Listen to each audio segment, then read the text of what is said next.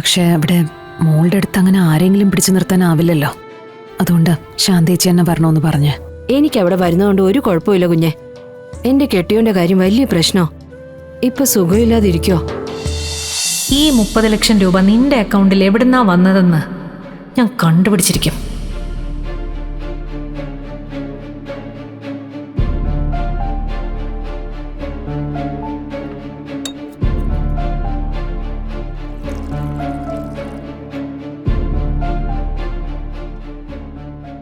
ആ കുഞ്ഞിനെ കൈകൊണ്ട് തൊട്ട ഉടനെ സത്യാമ്മയ്ക്ക് കോടതിയിൽ കയറേണ്ടി വന്നില്ലേ? തിരികെ വന്നപ്പോഴും അപകടം പറ്റിയില്ലേ? ഇതിനെ പ്രസവിച്ച ഇതിന്റെ തള്ളയ്ക്ക് സ്വസ്ഥതയുണ്ടോ? ചായ.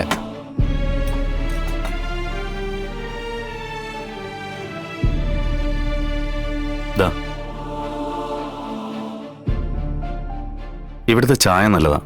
ഇടയ്ക്ക് ഞാനിതുവഴി പോകുമ്പോൾ കുടിക്കാറുണ്ട്. അല്പം മുമ്പ് പറഞ്ഞ തലവേദനയൊക്കെ ഈ ചായ കുടിച്ചാലങ്ങ് മാറും. കഴിക്കാൻ എന്തെങ്കിലും വേണോ? എണ്ണപ്പലഹാരമുണ്ട്. വേണ്ട.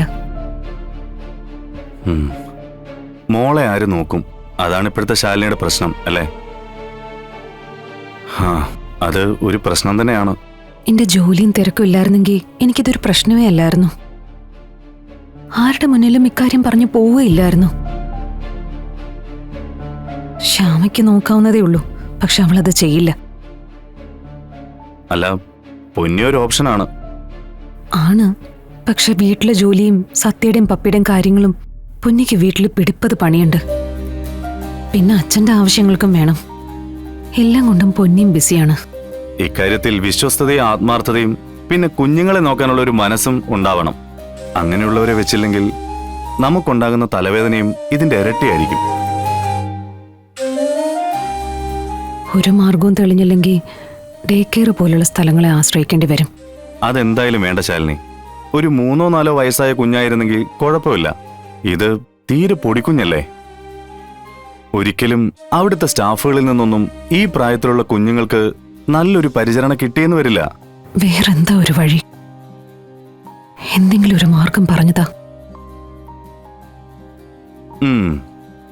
അങ്ങനെ ഒരാളുണ്ട്. ശാലിനിയുടെ കൺമുന്നിൽ തന്നെ ഉണ്ട്. ആര്? പറയാം. ചായ കുടിച്ചു കഴിഞ്ഞോ? മതി. ആ,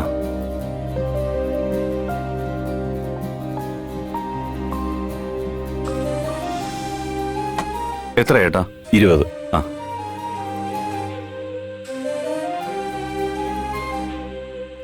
ശരി ഏട്ടാ. ഓ,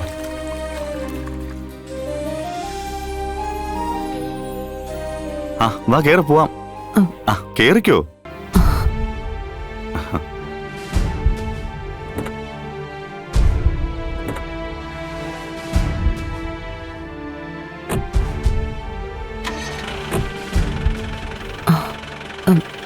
ശിവൻ ഇതുവരെ ആളാരാന്ന് പറഞ്ഞില്ല. പറയാം.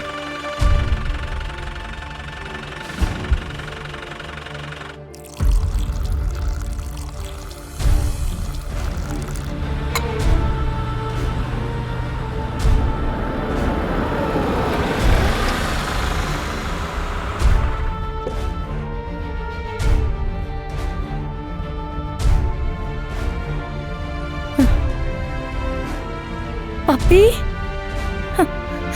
വാ. മോളെ.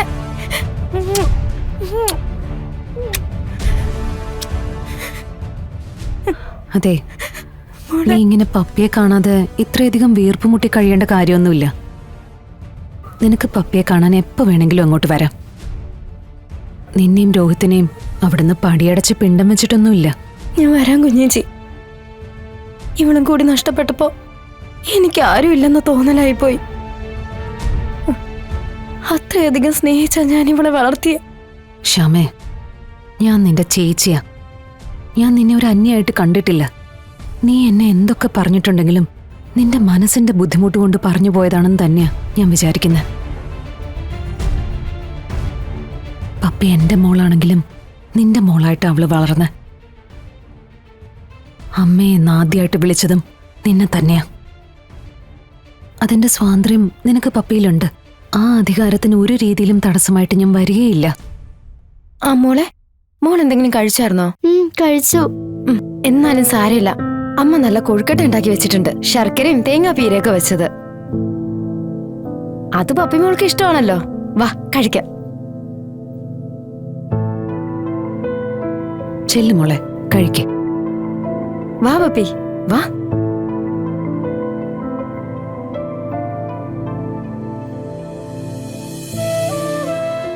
ശ്യാമയ്ക്ക് പപ്പിയെ കണ്ടപ്പോ നല്ല സന്തോഷമുണ്ട്.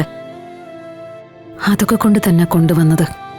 ഇങ്ങനെ ഒറ്റയ്ക്കിരുന്ന് ഓരോന്ന് ചിന്തിച്ചു കൂട്ടുന്നതുകൊണ്ട് പല കുഴപ്പങ്ങളും ഉണ്ടാവുന്നത്. മനസ്സിലുള്ളത് ആരോടെങ്കിലും ഒന്ന് പറയോ? അതുമില്ല. വാ മോളെ, കടയിലേക്ക് ഇരിക്കാം, ഒരു ചായ കുടിക്കേ. ഇപ്പൊ ഒന്നും വേണ്ട ശാന്തേച്ചി. ഞാൻ വന്നത് ശാന്തേച്ചിയോട് മറ്റൊരു കാര്യം പറയാനാ. ശാരികേച്ചിയുടെ മോള് എന്റെ കൂടെയാണെന്ന കാര്യം അറിയാലോ. എനിക്ക് ജോലി തിരക്ക് കാരണം കാര്യങ്ങൾ പൂർണ്ണമായിട്ട് ശ്രദ്ധിക്കാനും കഴിയുന്നില്ല. ശാന്തേച്ചി കുറച്ചു ദിവസം അവിടെ വന്ന് മോളെ ഒന്ന് നോക്കൂ. അയ്യോ കുഞ്ഞെ, അപ്പൊ ഇവിടുത്തെ കാര്യോ? അത് നമുക്ക് രാജചേച്ചിയോ മറ്റോ വിളിച്ചു നിർത്താം. പക്ഷെ അവിടെ മോളുടെ അടുത്ത് അങ്ങനെ ആരെങ്കിലും പിടിച്ചു നിർത്താനാവില്ലല്ലോ. അതുകൊണ്ട് ശാന്തേച്ചി എന്നെ വരണമെന്ന് പറഞ്ഞ്. എനിക്ക് അവിടെ വരുന്നതുകൊണ്ട് ഒരു കുഴപ്പമില്ല കുഞ്ഞെ. എന്റെ കെട്ടിയോന്റെ കാര്യം വലിയ പ്രശ്നോ. ഇപ്പൊ സുഖമില്ലാതിരിക്കോ. എങ്കിലും എവിടുന്നെങ്കിലും പണം ഒപ്പിച്ച് കുടിക്കും, എന്നിട്ട് ഒന്ന് വഴക്കുണ്ടാക്കും.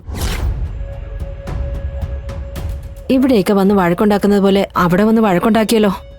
അതിന്റെ ക്ഷീണം കുഞ്ഞിനാ.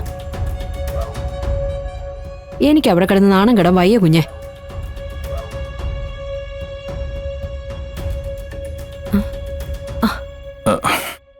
ഇതെപ്പോ വന്നു? എല്ലാം കേട്ടെന്നോ തോന്നുന്നേ.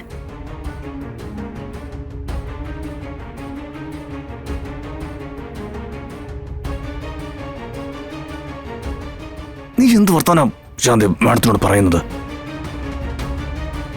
ഞാനായിട്ട് ഒരു കുഴപ്പത്തിനും വരുന്നില്ല, ഇനി കുടിക്കത്തുമില്ല.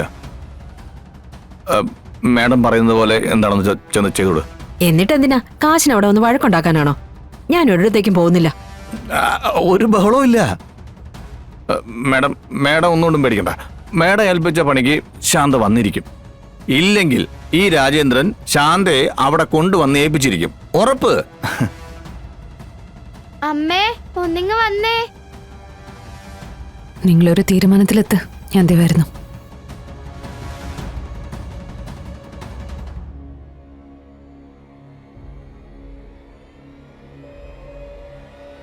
എടി, നീ എന്ത് വർത്താനായി പറയുന്നേ?